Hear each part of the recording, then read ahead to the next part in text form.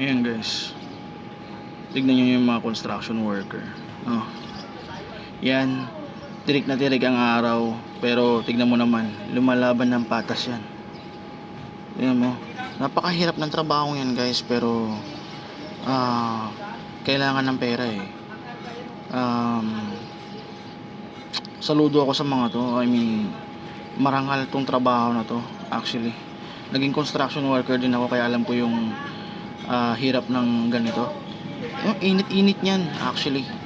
Kaya saludo ako sa mga to, lumalaban ng patas, hindi magnanakaw, hindi nagnanakaw, no?